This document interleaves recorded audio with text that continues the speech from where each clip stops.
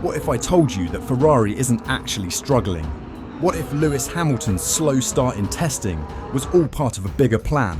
The 2025 Formula One season is one of the most anticipated in history, and at the heart of it, Lewis Hamilton's shocking move to Ferrari.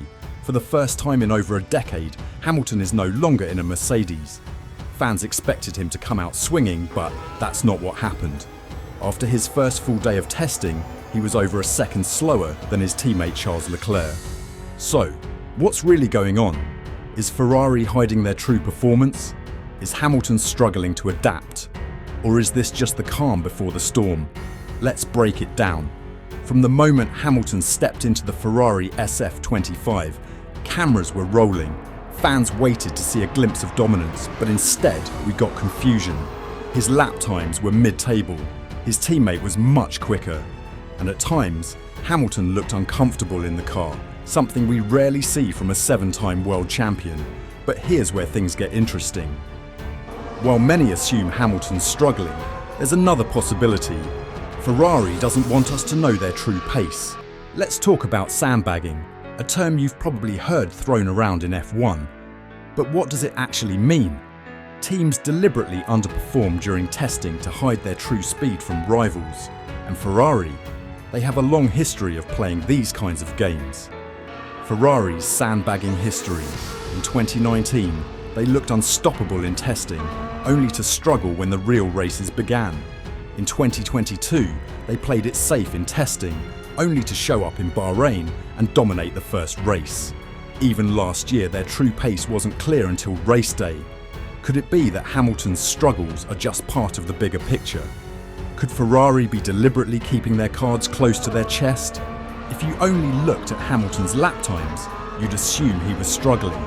But if you watched his laps closely, you'd see a different story.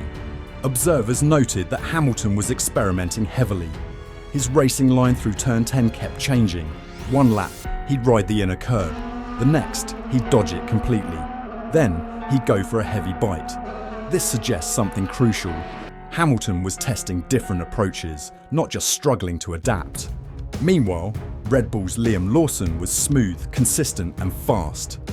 But was that because the Red Bull car is naturally stable, or because Ferrari wasn't pushing yet? If Ferrari is sandbagging, then the bad lap times might not mean anything at all.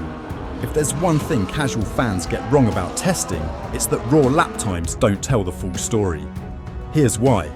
Fuel loads. A car with 50 kilograms of fuel is over a second slower than one running light. Ferrari might have been simulating race conditions while Red Bull and Mercedes pushed for speed. Tyre conditions. Harder tyres equal slower laps.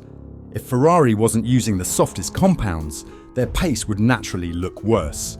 Weather factors. Winds were shifting all day in Bahrain.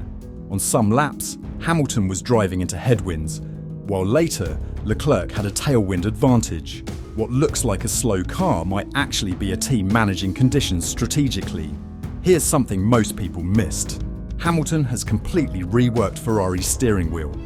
After 12 years at Mercedes, he had built muscle memory for where every button was.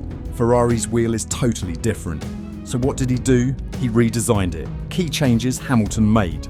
Moved the DRS button to where he was used to pressing it at Mercedes. Adjusted how settings were laid out so he could switch modes more easily. Fine-tuned grip positioning to match his natural hand placement.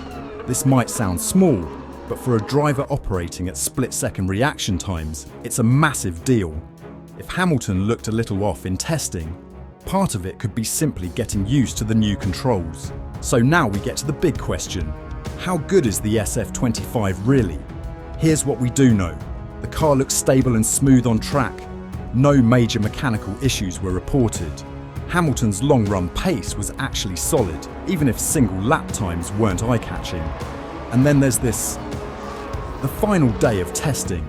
If Ferrari suddenly unleashes speed, it will all but confirm they were playing a game all along. Hamilton isn't just adapting to a new team, he's doing it at 40 years old. Some critics have questioned whether he still has the hunger to fight for another championship. But those who know Hamilton well, they'll tell you he's more motivated than ever. He's revamping his driving style, he's taking full control of his car setup. and despite the tough first test, he never stopped pushing. So now we ask the real question: is Ferrari slow, or are they hiding their true speed? Hamilton's lap times might not tell the full story.